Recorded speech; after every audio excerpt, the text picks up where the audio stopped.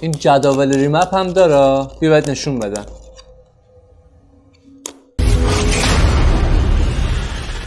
ما میتونیم این کار به دو تا شکل مختلف انجام بدیم، یا اینکه ماشین و ایسیو پیشمون باشه و بریم تو منو تیونینگ و ایسیو شناسایی باشه کارشو انجام بدیم، یا اینکه اصلا نه ماشین و ایسیو پیشمون نباشه، یکی برامون دامپ فرستاده باشه، یک خودمون دامپ آماده داشته باشه میخوام کاراشو انجام بدیم. حالا بیاین با هم دیگه بهتون نشون بدم که این کار به چه شکلی انجام میشه.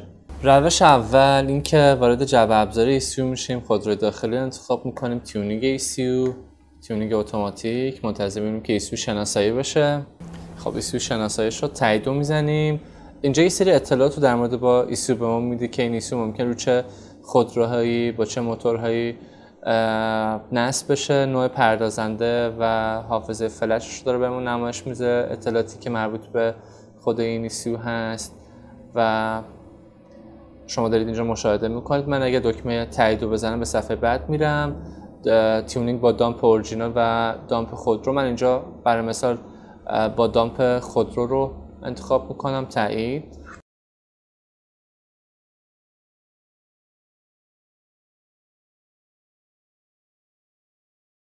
خب همونطوری که میبینید خوندن ایسیو انجام شد. ما واسه اینکه به جداول ریمپ این ایسیو دسترسی داشته باشیم کافی که بیایم اینجا این گزینه رو انتخاب بکنیم، جداول ریمپ، تایید رو بزنیم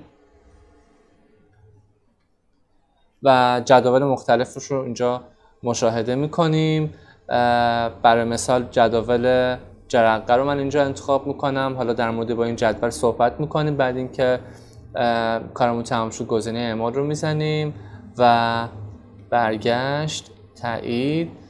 در نهایت اعمال تغییرات رو میزنیم تا کارمون انجام بشه.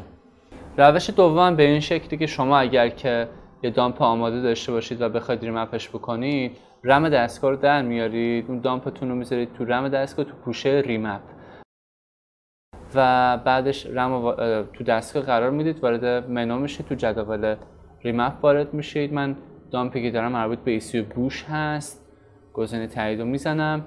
دامپایی که تو پوشه ریمپ خود رم قرار دارن اینجا بهتون داره نمایش میده. دامپ من بوش 749 هست که میخوام به جداول مربوطش دسترسی داشته باشم. دامپ شناسایی شد، تایید رو میزنم. خب مثلا میخوام جداول جرقه‌اش رو دستکاری بکنم، این منو باز میشه. برای مثال من میخوام از این محدوده تا این محدوده رو انتخاب بکنم. برای این کار میام